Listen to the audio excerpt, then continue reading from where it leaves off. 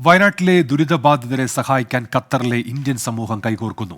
Indian എംബസിയുടെ സഹകരണത്തോടെ Indian community benevolent ഫോറമാണ് പ്രവർത്തനങ്ങൾക്ക് നേതൃത്വം നൽകുക. നാടിന്റെ കണ്ണീരൊപ്പാൻ എന്നും കൈത്താങ്ങാവുന്ന പ്രവാസ ലോകം മറ്റെവിടെയുമുള്ള മലയാളികളെപ്പോലെ വിങ്ങിപ്പൊട്ടുന്ന മനസ്സോടെയാണ് വയനാടിന്റെ വേദനകളിൽ ഹൃദയം ചേർത്ത് വയ്ക്കുന്നത്. ജോലിസ്ഥലത്താവുമ്പോഴും താമസിക്കുന്ന മുറികളിലെത്തിയാലും ദുരന്ത ഭൂമിയിൽ നിന്നുള്ള ഓരോ വാർത്തകളും അവർ ഹൃദയവേദനയോടെ വിടാതെ പിന്തുടരുന്നു.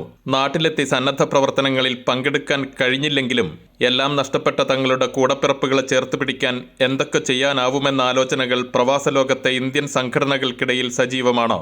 ഇതിന്റെ ഭാഗമായാണ് ഇന്ത്യൻ എംബസിക്ക് കീഴിൽ ജീവകാരുണ്യ പ്രവർത്തനങ്ങൾക്ക് നേതൃത്വം വഹിക്കുന്ന Indian community benevolent forum ICC Ashoka ഹാളിൽ ഇന്ത്യൻ സംഘടനകളുടെയും മറ്റ് അപ്പെക്സ് ബോഡികളുടെയും യോഗം വിളിച്ചു ചേർത്തത്. ICBF, ICC, ISC, Indian business forum ഉൾപ്പെടെ സാമൂഹിക സാംസ്കാരിക രംഗത്തെ പ്രമുഖരും പരിപാടിയിൽ പങ്കെടുത്തു. ഖത്തറിലെ നിയമങ്ങളും മാനദണ്ഡങ്ങളും പാലിച്ചുകൊണ്ട് ദുരന്തത്തിനിരയായവർക്ക് സഹായങ്ങൾ എത്തിക്കാൻ കഴിയുന്നതെല്ലാം ചെയ്യുമെന്ന് പരിപാടിയിൽ സംസാരിച്ച ഇന്ത്യൻ അംബാസഡർ വിപുൽ ഉറപ്പു നൽകി. ഖത്തറിലെ മുഴുവൻ പ്രവാസി സംഘടനകളെയും ഉൾപ്പെടുത്തി സംഘടിതമായ തരത്തിൽ ദുരിതാശ്വാസ പ്രവർത്തനങ്ങളെ ഏകോപിപ്പിക്കുമെന്ന് ICBF പ്രസിഡന്റ് ഷാനവാസ് ബാവ 24-നോട് പറഞ്ഞു. തീർച്ചയായും ഇന്ത്യൻ കമ്മ്യൂണിറ്റിയുടെ ഭാഗത്തു നിന്ന് ഈ ഒരു വിഷയത്തിൽ ഉണ്ടാകുന്ന സപ്പോർട്ടും വളരെ വലുത് തന്നെയായിരിക്കും എന്നുള്ള ശുഭപ്രതീക്ഷയിലാണ് നമ്മളെല്ലാവരും പ്രവർത്തനം തുടങ്ങിയിട്ടുള്ളത്. വരും ദിവസങ്ങളിൽ അതിൻ്റെ പ്രവർത്തനങ്ങളായി മുൻപോട്ട് പോകും. നമ്മൾ ഈ ഫണ്ട് ഉപയോഗിച്ചിട്ട് നമ്മൾ പ്ലാൻ ചെയ്തിട്ടുള്ളത് കമ്മിറ്റിയുടെ തീരുമാനം ചീഫ് മിനിസ്റ്റേഴ്സ് റിലീഫ് ഫണ്ടിലേക്ക് കോൺട്രിബ്യൂട്ട് ചെയ്യാം. പരമാവധി എല്ലാവരും നമ്മളുടെ കമ്മ്യൂണിറ്റിയുടെ ഭാഗമായി നിൽക്കുന്ന എല്ലാവരും ഖത്തറിലുള്ള കമ്പനികളും അസോസിയേഷൻസും വ്യക്തികളും ഈ ഒരു ഡ്രൈവിൻ്റെ ഭാഗമായി നമുക്ക് പരമാവധി നമ്മളാൽ കഴിയുന്ന വലിയൊരു സഹായം തന്നെ വയനാട്ടിലേക്ക് എത്തിക്കാനുള്ള ശ്രമത്തിൻ്റെ ഭാഗമാകണമെന്ന് എല്ലാവരോടും അഭ്യർത്ഥിക്കാം.